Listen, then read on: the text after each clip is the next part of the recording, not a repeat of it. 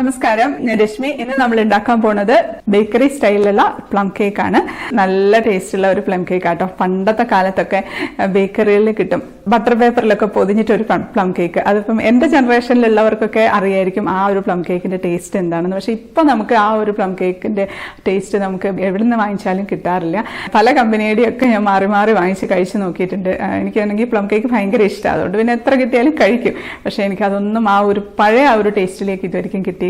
പക്ഷെ ഇന്ന് നമ്മൾ ഉണ്ടാക്കാൻ പോണത് പണ്ടത്തെ ആ ബേക്കറി സ്റ്റൈലിലുള്ള പ്ലം കേക്കാണ്. ഈ ഒരു പ്ലം കേക്ക് നമ്മൾ ആൽക്കഹോളിൽ സോക്ക് ചെയ്തിട്ടൊക്കെയാണ് ഉണ്ടാക്കുന്നത്. അപ്പൊ അതുകൊണ്ട് തന്നെ അതിന് അതിൻ്റെതായിട്ടുള്ള ഒരു പ്രത്യേകത ഉണ്ട് കേട്ടോ. ആൽക്കഹോൾ കഴിക്കാൻ പറ്റാത്തവരുണ്ടാകും, അവർക്ക് വേണ്ടിയിട്ട് ഇൻസ്റ്റന്റ് ആയിട്ട് ഉണ്ടാക്കുന്ന പ്ലം കേക്ക്, സോക്കൊന്നും ചെയ്യാതെ ഇൻസ്റ്റന്റ് ആയിട്ട് ഉണ്ടാക്കുന്ന ഒരു പ്ലം കേക്കിന്റെ റെസിപ്പി ഓൾറെഡി അപ്ലോഡ് ചെയ്തിട്ടുണ്ട്. അത് കണ്ടിട്ട് ഒന്ന് ഉണ്ടാക്കിയാൽ മതി. അതും ഏകദേശം ഇതേ ഒരു ടേസ്റ്റ് തന്നെയാണ്. പക്ഷെ സോക്ക് ചെയ്തിട്ടൊക്കെ ഉണ്ടാക്കുമ്പോൾ എന്തായാലും അതിൻ്റെതായിട്ടുള്ള ഒരു ടേസ്റ്റ് ഡിഫറൻസ് ഉണ്ടാകും. പക്ഷെ എല്ലാവർക്കും ഇപ്പം കഴിക്കാൻ പറ്റിക്കൊള്ളണമെന്നില്ല ആൽക്കഹോൾ കണ്ടന്റ് ഉള്ള ഫുഡ്. അപ്പൊ അങ്ങനെയുള്ളവർക്ക് ആ ഒരു കേക്ക് ഉണ്ടാക്കാം.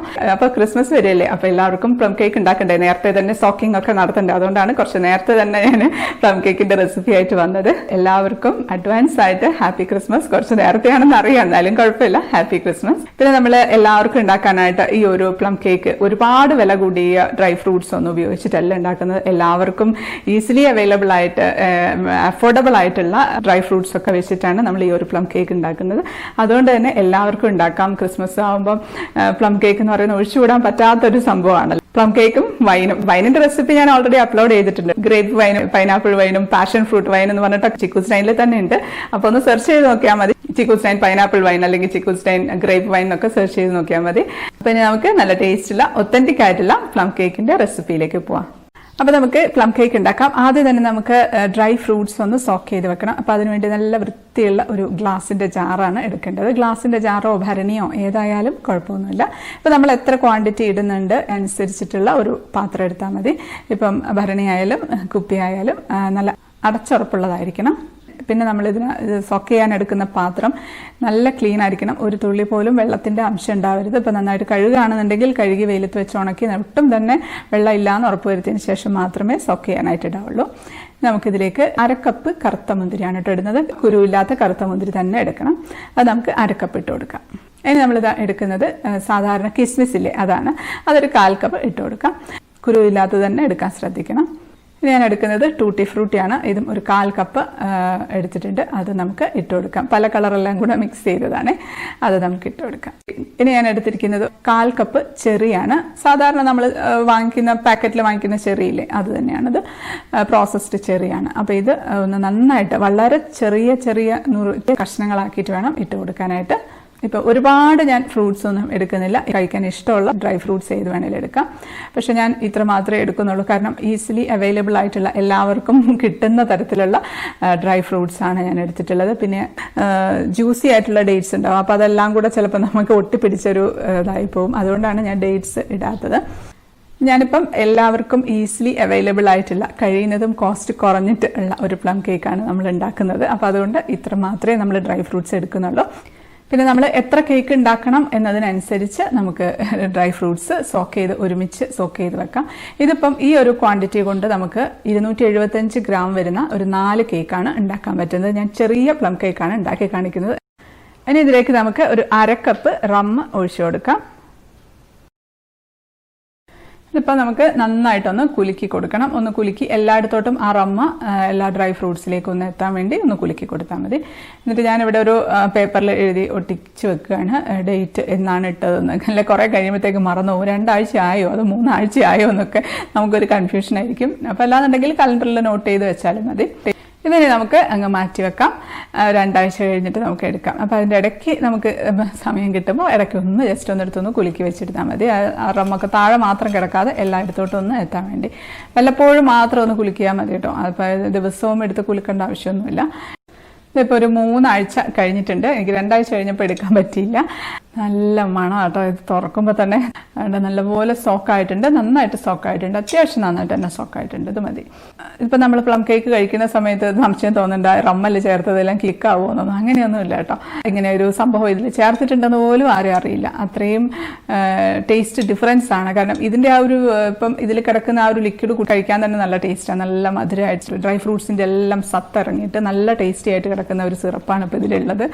അപ്പോൾ ഇനി നമുക്കിതിൽ നിന്ന് 1/2 കപ്പ് ഡ്രൈ ഫ്രൂട്ട്സ് ആണ് എടുക്കുന്നത്. ഇനി അതിൻ്റെ കൂടെ തന്നെ നമുക്ക് ഈ സിറപ്പ് 1 ടീസ്പൂണും കൂടെ എടുക്കാം. 10-12 അണ്ടിപ്പരിപ്പ് എടുത്തിട്ടുണ്ട്. പിസ്ത എൻ്റെ കയ്യിൽ ഉണ്ടായിരുന്നത് കൊണ്ട് ഞാൻ പിസ്ത ചേർക്കുന്നുണ്ട്. അത് ഒരു 10 എണ്ണം ചേർക്കുന്നുണ്ട്. അപ്പോൾ എന്താണ് ഇല്ലാന്നുണ്ടെങ്കിൽ അതിന് വേണ്ടി കൂടെ അണ്ടിപ്പരിപ്പ് ചേർത്ത് കൊടുത്താൽ മതി. കടലയൊന്നും ചേർക്കരുത് കേട്ടോ. കാഷ്യൂ നട്ട്സ് മാത്രമായാലും മതി. ബദാം ഉണ്ടെങ്കിൽ ബദാം ചേർത്ത് കൊടുക്കാം. എല്ലാം നമുക്ക് ചെറുതായിട്ടൊന്ന് ക്രഷ് ചെയ്തിട്ടൊന്ന് ജസ്റ്റ് ഒന്ന് പൊടിച്ചിട്ടിട്ട് കൊടുക്കാം. ഒരുപാടങ്ങ് പൊടിഞ്ഞു പോണ്ട, ചെറിയ ചെറിയ കഷ്ണങ്ങളായിട്ട് കിടക്കണം. അപ്പോൾ ഇനി നമുക്ക് കേക്ക് ഉണ്ടാക്കാം. അതിനു മുമ്പ് ആദ്യം തന്നെ നമുക്ക് പഞ്ചസാര ഒന്ന് കരിച്ചെടുക്കണം. കാരമലൈസ് ചെയ്യാന്നല്ല, നമ്മളിത് ശരിക്കും പഞ്ചസാര കരിക്കുക എന്ന് തന്നെയാണ് പറയുന്നത്. കാരണം വെച്ചാൽ അത്രയും കുറച്ചുകൂടെ ഒന്ന് ഡാർക്ക് ആക്കിയിട്ടാണ് നമ്മൾ എടുക്കേണ്ടത്. അതിനുവേണ്ടി 2 ടേബിൾ സ്പൂൺ പഞ്ചസാര ഇട്ട് കൊടുക്കാം. കഴിയുന്നതും ഇതുപോലെ പഞ്ചസാര കാരമലൈസ് ചെയ്യാനും കരിക്കാനും ഒക്കെ എടുക്കുന്നതെല്ലാം അലൂമിനിയത്തിൻ്റെ പാത്രം ആയാൽ കുറച്ചുകൂടെ നല്ലതാണ് കേട്ടോ. സ്റ്റീലിൻ്റെ ആകുമ്പം പെട്ടെന്ന് അങ്ങ് പുകഞ്ഞിട്ട് നമുക്ക് കറക്റ്റായിട്ട് അങ്ങോട്ട് മെൽറ്റായിട്ട് കിട്ടില്ല പഞ്ചസാര. പലർക്കും പഞ്ചസാര മെൽറ്റാക്കി എടുക്കാൻ ബുദ്ധിമുട്ടെന്ന് പറയുന്നുണ്ട്. അപ്പം ചിലപ്പോൾ ഒരു പക്ഷേ ഈ ഒരു കാരണം കൊണ്ടായിരിക്കും കേട്ടോ. അപ്പോൾ അതുകൊണ്ട് ഇതുപോലത്തെ അലൂമിനിയത്തിൻ്റെ ഏതെങ്കിലും ഒരു പാത്രം എടുത്താൽ മതി. ഞാൻ ഹൈ ഫ്ലെയിമിൽ തന്നെയാണ് കേട്ടോ വെച്ചിരിക്കുന്നത്. ഒരു മീഡിയം ഹൈ ഫ്ലെയിമിൽ വെച്ചാൽ മതി, കുഴപ്പമൊന്നുമില്ല. ഇപ്പോൾ സ്റ്റീലിൻ്റെ പാത്രമാണെങ്കിൽ സിമ്മിൽ തന്നെ വെക്കണം. അതപ്പോൾ അത് കളറ് മാറി വരുന്നുണ്ട്. പലർക്ക് ശരിയാവുന്നില്ല എന്ന് പറയുന്നുണ്ട്. അതുകൊണ്ടാണ് ഞാനിത് മുഴുവനായിട്ട് കാണിക്കുന്നത്. കണ്ടോ, അതിൻ്റെ കളറൊക്കെ മാറി മാറി വന്നു. ഇനി അത് പത വരാൻ തുടങ്ങിയിട്ടുണ്ട്. അത് പത വന്നിട്ട് നല്ല ഒരു ഡാർക്ക് ബ്രൗൺ കളറിലേക്ക് അങ്ങ് മാറിയിട്ടുണ്ട്. ഒരു ബ്ലാക്കിഷ് ബ്രൗൺ കളറിലേക്ക് മാറി വരുന്നുണ്ട്. ആ സമയത്ത് നമുക്ക് 2 ടേബിൾ സ്പൂൺ വെള്ളം ഒഴിച്ചു കൊടുക്കാം. സാധാരണ വെള്ളമാണ് ഒഴിച്ചു കൊടുക്കുന്നത്. വെള്ളം ഒഴിക്കുമ്പം തെറിക്കാതെയൊക്കെ ശ്രദ്ധിക്കാം. വെള്ളം ഒഴിച്ച ഉടനെ തന്നെ അതങ്ങ് തിളയ്ക്കും. അപ്പോൾ നമുക്ക് തീ അങ്ങ് ഓഫ് ചെയ്ത് കൊടുക്കാം. കട്ട കെട്ടുന്നുണ്ട് എന്നുണ്ടെങ്കിൽ ഒന്നുകൂടെ ഒന്ന് ചൂടാക്കിയാൽ മതി. അപ്പോൾ അതങ്ങ് ലൂസായിക്കോളും. ഇപ്പോൾ അടുപ്പിൻ്റെയും പാത്രത്തിൻ്റെയും ഒക്കെ ചൂടുകൊണ്ടാണ് അത് പിന്നെയും തിളച്ചുകൊണ്ടിരിക്കുന്നത്. നമുക്കൊന്ന് ഇളക്കിയിട്ടൊന്ന് മാറ്റി വെക്കാം. ഇതൊന്ന് നന്നായിട്ടൊന്ന് തണുക്കട്ടെ. ഇനി നമുക്ക് ഡ്രൈ ഇൻഗ്രീഡിയൻസ് ഒന്ന് മിക്സ് ചെയ്തെടുക്കാം. 1/2 കപ്പ് മൈദയാണ് എടുക്കുന്നത്. 1/2 കപ്പ് എന്ന് പറയുമ്പം 60 ഗ്രാം മൈദയാണ്. ഇനി നമുക്കിതിലേക്ക് ഒരു 1/2 ടീസ്പൂൺ ബേക്കിംഗ് പൗഡർ ചേർത്ത് കൊടുക്കാം. ഇതിൽ നമ്മൾ ബേക്കിംഗ് സോഡ ചേർക്കുന്നില്ല കേട്ടോ. ഒരുപാട് അങ്ങ് ഫ്ലഫി ആയി പോകാൻ പാടില്ല നമ്മുടെ പ്ലം കേക്കിൻ്റെ ആ ഒരു ടെക്സ്ചർ എന്ന് പറഞ്ഞാൽ അറിയാലോ, അത് ഒരുപാട് നമ്മുടെ സാധാരണ കേക്ക് പോലെ ഫ്ലഫി ആയിട്ടല്ല. അപ്പോൾ അതുകൊണ്ട് അത് പ്രത്യേകിച്ച് ശ്രദ്ധിക്കണം. അധികമായി പോവുകയും ചെയ്യരുത്. ബേക്കിംഗ് പൗഡർ ആയാലും ശരി 1/2 ടീസ്പൂൺ മാത്രം മതി. ഒരു നുള്ള ഉപ്പ്. ഇനി നമ്മളിതിൽ വേറെ ഒരു മസാലപ്പൊടിയും ചേർക്കുന്നില്ല. വെറും ഗ്രാമ്പൂ പൊടിച്ചത് മാത്രമാണ് ചേർക്കുന്നത്. ഞാൻ മുമ്പത്തെ പ്ലം കേക്കിലും ഡേറ്റ്സ് കേക്കിലും ബനാന കേക്കിലും ഒക്കെ പറഞ്ഞിട്ടുണ്ട്.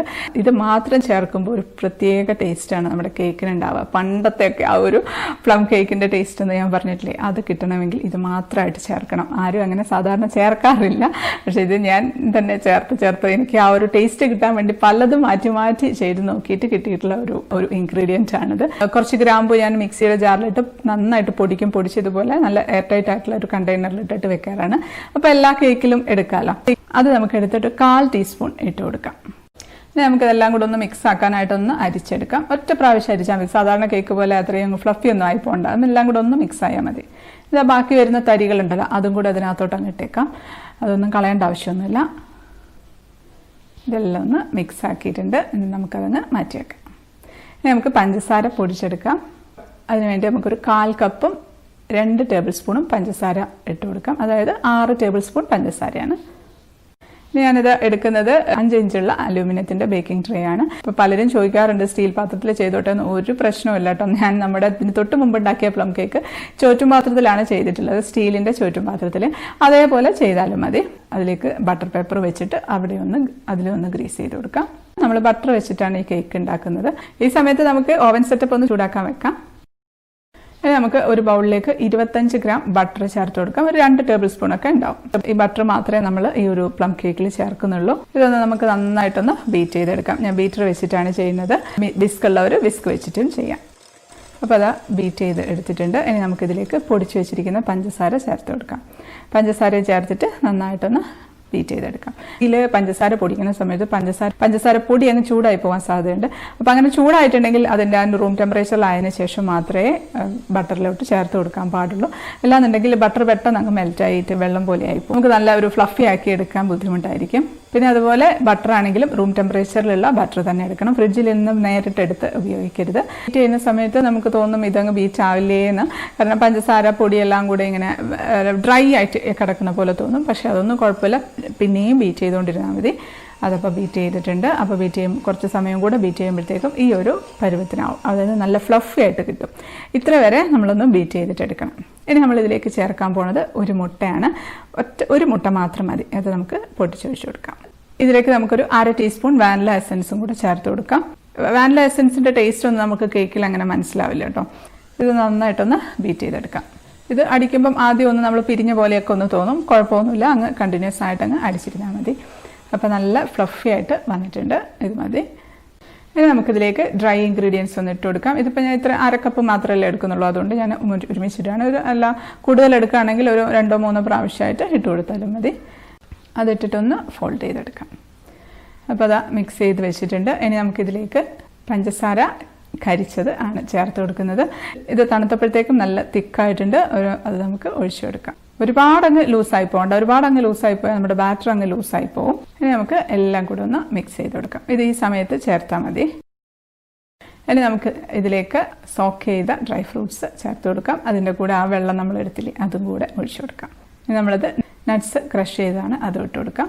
ഇനി നമ്മൾ ചേർത്ത് കൊടുക്കുന്നത് ഈ പ്ലം കേക്കിൽ ഒഴിവാക്കാൻ പറ്റാത്തൊരു സംഭവമാണ് ഓറഞ്ച് സെസ്റ്റ് ആണ്. ഓറഞ്ചിൻ്റെ തൊലി വിളയിച്ചെടുത്തതാണ്. അത് നമുക്കിത് പാക്കറ്റിൽ വാങ്ങിക്കാൻ കിട്ടും. എല്ലാ കടകളിലൊന്നും കിട്ടില്ല കേട്ടോ. അത് വാങ്ങിക്കാനായിട്ട് കേക്കിൻ്റെ ഐറ്റംസ് ഒക്കെ കിട്ടുന്ന ഷോപ്പ് ഉണ്ടാവുമല്ലോ, അവിടെ കിട്ടും. അപ്പം ഞാനിതിപ്പം സ്റ്റെയിൻസിൽ നിന്ന് വാങ്ങിച്ചതാണ്. ഇതിനും വലിയ റേറ്റ് ഒന്നുമില്ല കേട്ടോ. ഇത് നമുക്ക് 1 ടേബിൾ സ്പൂൺ എടുത്ത് ഇട്ട് കൊടുക്കാം.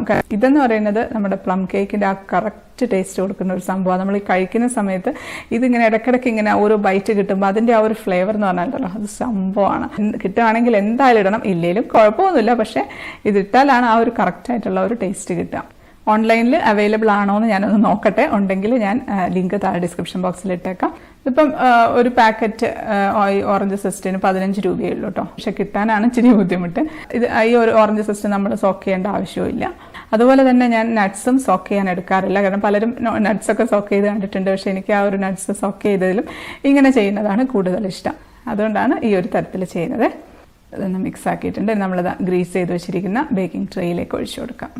ഇപ്പോൾ ആ ഒരു ബാറ്ററിൻ്റെ കൺസിസ്റ്റൻസി എന്ന് പറയുന്നത് ഈ ഒരു തരത്തിലായിരിക്കണേ.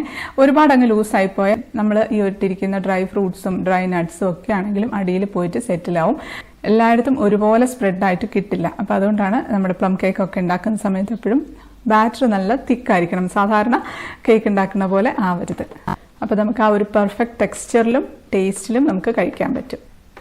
ഞാനിതൊന്ന് തട്ടി എല്ലായിടത്തോട്ടൊന്ന് ലെവലാക്കി കൊടുക്കണേ. ഒരു ടൂത്ത് പിക്ക് വെച്ചൊന്ന് ജസ്റ്റ് ഒന്ന് എയർ ബബിൾസ് ഒക്കെ ഉണ്ടെങ്കിൽ ഒന്ന് പോകാൻ വേണ്ടി ഒന്ന് ഇളക്കി കൊടുക്കാം. ഒന്നുകൂടെ ഒന്ന് ടാപ്പ് ചെയ്ത് കൊടുക്കാം. നന്നായിട്ട് ടാപ്പ് ചെയ്യണം. നമ്മുടെ കേക്ക് ഏത് കേക്കാണെങ്കിലും നന്നായിട്ട് ടാപ്പ് ചെയ്തിട്ട് മാത്രമേ കേക്ക് ബേക്ക് ചെയ്യാൻ വെക്കാവുള്ളൂ. ഇനി അതിൻ്റെ മുകളിലേക്ക് നമുക്ക് കുറച്ച് കാഷ്യൂ നട്ട്സ് ഇട്ട് കൊടുക്കാം. കേക്കിൻ്റെ മുകളിൽ ഇങ്ങനെ കാണാനൊരു ഭംഗിയാണ്, അതിന് വേണ്ടി ഇട്ട് കൊടുക്കണേ. അതിൻ്റെ കൂടെ തന്നെ കറുത്ത മുന്തിരി സോക്ക് ചെയ്തെടുത്താലും കുഴപ്പമില്ല, സോക്ക് ചെയ്യാത്തതായാലും കുഴപ്പമില്ല. ഇപ്പോൾ നമ്മുടെ ഓവൻ സെറ്റപ്പ് ഒരു 10 മിനിറ്റ് ആയിട്ട് പ്രീഹീറ്റ് ചെയ്തുകൊണ്ടിരിക്കുകയാണ്. ഹൈ ഫ്ലെയിമിൽ തന്നെ പ്രീഹീറ്റ് ചെയ്യാണ് കേട്ടോ. സാധാരണ ഒരു പാത്രമാണ്, അതിലൊരു റിങ് ഇറക്കി വെച്ചിട്ടുണ്ട്. അതിൻ്റെ മുകളിൽ ചെറിയൊരു പ്ലേറ്റും വെച്ചിട്ടുണ്ട്. കാരണം വെച്ചാൽ നമ്മുടെ ചെറിയ ബേക്കിംഗ് ട്രേ ആണ്. അപ്പോൾ അത് റിങ്ങിൻ്റെ മേലെ ഇരിക്കില്ല. അതുകൊണ്ടാണ് അതിലേക്ക് നമുക്ക് ബേക്കിംഗ് ട്രേ വെച്ച് കൊടുക്കാം. നമുക്ക് അടച്ചു വെച്ചിട്ട് ഒരു മീഡിയം ഫ്ലെയിമിൽ 30 മുതൽ 35 മിനിറ്റ് വരെ ബേക്ക് ചെയ്തെടുക്കാം. ഈ സാധാരണ കേക്ക് പോലെയല്ല, ഈ കേക്കിന് കുറച്ച് കൂടുതൽ സമയമെടുക്കും. ഇപ്പോൾ ഒരു 30 മിനിറ്റൊക്കെ ആയിട്ടുണ്ട്. അപ്പോൾ നല്ല കേക്കിൻ്റെ സ്മെല്ല് വരുന്നുണ്ട്. നല്ലൊരു സ്മെല്ലാട്ടോ. വീട് മുഴുവനും ഈ ഒരു കേക്കിൻ്റെ സ്മെല്ലാണ്. ഈ ഒരു കുഞ്ഞു കേക്കാണ് നമ്മൾ വെച്ചത്, പക്ഷേ മണം അസാധ്യമാണ്. നമുക്കൊന്ന് സ്ക്യൂർ വെച്ചൊന്ന് കുത്തി നോക്കാം. ഇതപ്പം ആയിട്ടുണ്ട്, കറക്റ്റായിട്ടുണ്ട്. നല്ല അത്യാവശ്യം ഒരുപാടങ്ങ് സോഫ്റ്റും അല്ല എന്നാൽ ഹാർഡും അല്ലാത്ത ഒരു കേക്കാണ്. നമുക്കിതെടുത്ത് തണുക്കാനായിട്ട് മാറ്റി വയ്ക്കാം. ഇപ്പം നമ്മുടെ പ്ലം കേക്ക് അത്യാവശ്യം നന്നായിട്ട് തണുത്തിട്ടുണ്ട്. നമുക്കൊന്ന് ഡിമോൾഡ് ചെയ്തെടുക്കാം. ബട്ടർ പേപ്പർ അങ്ങ് മാറ്റി കൊടുക്കുകയാണേ. ഇതൊക്കെ എടുക്കുമ്പോൾ ഒക്കെ ഒരു രക്ഷയില്ല കേട്ടോ. നമുക്ക് വെയിറ്റ് ചെയ്യാൻ പറ്റില്ല അത് കഴിക്കാൻ വേണ്ടിയിട്ട്. അത്രയ്ക്ക് നല്ല മണമാണ് വരുന്നത്. എടുത്തിട്ടുണ്ട്. അടിപൊളി, നല്ല ഭംഗിയുണ്ട്, കാണാനും നല്ല ഭംഗിയുണ്ട്. അപ്പോൾ ഈ ഒരു കേക്കിൻ്റെ വെയിറ്റ് എന്ന് പറയുന്നത് 275 ഗ്രാമാണ്. അപ്പോൾ സെയിലൊക്കെ ചെയ്യുകയാണെന്നുണ്ടെങ്കിൽ ഇതിനൊരു 200 രൂപ മുതൽ 300 രൂപ വരെ വാങ്ങിക്കാം. അപ്പോൾ ഇതാ നമ്മൾ കട്ട് ചെയ്തു.